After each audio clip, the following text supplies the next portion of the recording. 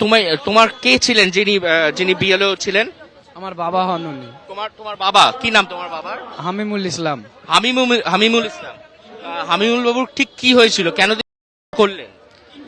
তিনার উপরে প্রচুর পরিমাণে এসআইআর যে বিএলওর কাজ ছিল, বিএলওর কাজকে একেবারে প্রচুর প্রেসার দিয়ে দেওয়া হয়েছিল এবং তিনি সেগুলো কাজগুলো না করতে পেরে আজকে মৃত্যুর পথে বেছে নিয়েছিল। আজকে তিনি বাড়িতে থাকার কথা, কিন্তু বাড়িতে না থেকে তিনি আজকে মারা গিয়েছেন। আজকে আজকে আমার এখানে না আসার কথা, কিন্তু বাবার আব্বার আজকে এইসব কারণে এইসব বিএলওর যে চাপ দিয়ে হয়েছিল, এসআইআর যে চাপ দিয়ে হয়েছিল, সেই চাপের কারণে আজকে আমার বাবাকে আজকে মৃত্যুর পথ বেছে নিতে হয়েছিল। তিনি বাড়িতে প্রচুর চাপের মধ্যে থাকতেন, রাত্রিবেলা রাত জেগে কাজ করতেন, কিন্তু প্রতিদিন আবার সে একই কাজ আসতো। আমার বাবা তো একজন শিক্ষকও ছিলেন, শিক্ষকতাকে রেখেই তারপরে এই কাজ চলছিল। হ্যাঁ, প্রধান শিক্ষক ছিলেন তিনি। স্কুলের কাজের সঙ্গে সঙ্গে এটাও করতেন। এই কাজের দুটোর চাপ নিতে না পেরে, আবার এসআইআর এর চাপ নিতে না পেরে আজকে তিনি সেই এটাকে বেছে নিয়েছেন। তারা বলছেন তাদের যে আন্দোলনের যে ঝাঁজ, সেই ঝাঁজ যাতে ইলেকশন কমিশন পর্যন্ত পৌঁছে যায়, তাদের কান অব্দি যাতে গিয়ে পৌঁছায়, সেই কারণে কিন্তু তারা এখানে উপস্থিত হয়েছেন। এবং আজকের দিনে, আজকের 50তম দিন, এক দিন করে 50তম দিনে পেরিয়েছে।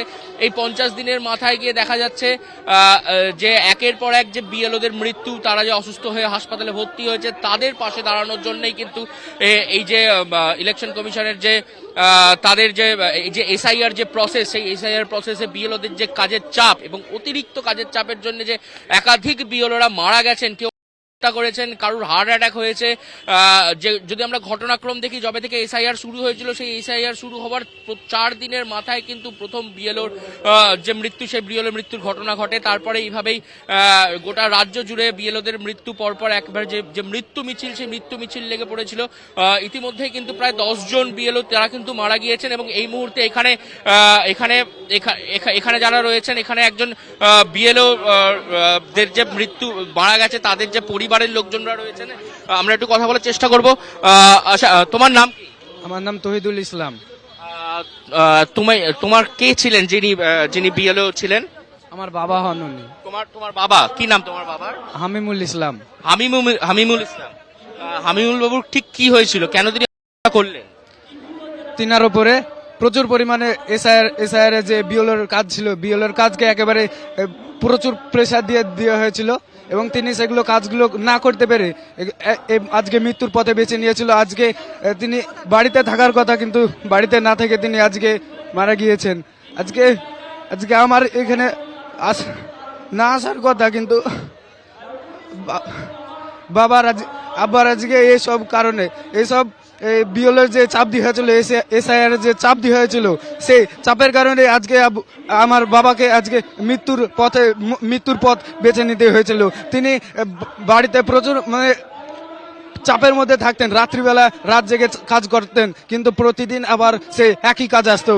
আমার বাবা তো একজন শিক্ষকও ছিলেন, শিক্ষকতাকে রেখেই তারপরে এই কাজ চলছিল।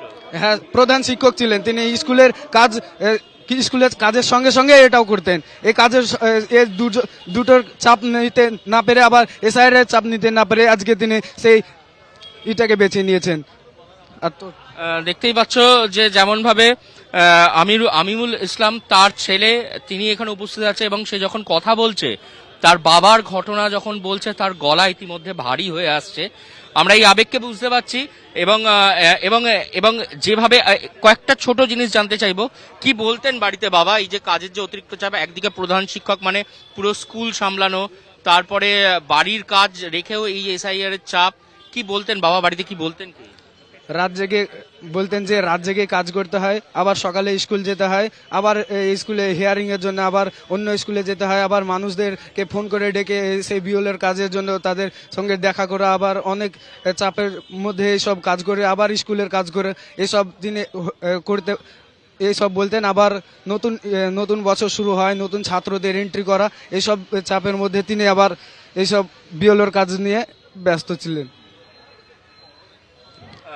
আচ্ছা, আজ তো আপনার বাবা তো বিএলও ছিলেন, বাবার তো এরকম হলো, আপনি এখানে এসেছেন, আপনি কি এবার এই আন্দোলনে সামিল হবেন? হ্যাঁ অবশ্যই হব, আমার কেন হব না, কারণ আমার আব্বা আব্বা দেখতেই পাচ্ছ যে একেবারে একেবারে যে যে মানসিক পরিস্থিতি এই মুহূর্তে তার ছেলের তিনি একবারে ভেঙে পড়েছে কান্নায়, কারণ একেবারেই তার বাবা প্রধান শিক্ষক, শিক্ষকরা হচ্ছেন সমাজ গড়ার কারিগর, সমাজের ব্যাকবোন, মেরুদণ্ড তৈরি করার কারিগর। সেই মেরুদণ্ড তৈরি করার কারিগর নিজের ছেলেকে তৈরি করছিলেন। তোমার বয়স কত? 17+ বছর। 17+ বছর, মানে সবে মাত্র 18 বছর বয়স। মানে 18 বছর বয়সে দাঁড়িয়ে সে কিন্তু তার নিজের বাবাকে হারিয়েছে এই এসআইআর এর কাজের চাপের কারণেই। তার বাবা একেবারে পথ বেছে নিয়েছে। তার ছেলে সে কিন্তু বলছে যে তার বাবার যে কারণে মৃত্যু হয়েছে তাতে তার জন্য কিন্তু তারা সে একেবারে এই যে আন্দোলনের যে পথ, সেই আন্দোলনের পথে সামিল হবে বলছেন। আরো একটু কথা বলবো কয়েকজনের সাথে। আচ্ছা, আপনি বলবেন এই যে একের পর এক এই ধরনের ঘটনা ঘটে চলেছে, একের পর এক মৃত্যু, একেবারে মৃত্যু মিছিল লেগে পড়েছে, একদম কি বলবেন এই বিষয়ে? আজ আমাদের সাথে উপস্থিত আছে মুর্শিদাবাদের হামিমুল ইসলামের ছেলে।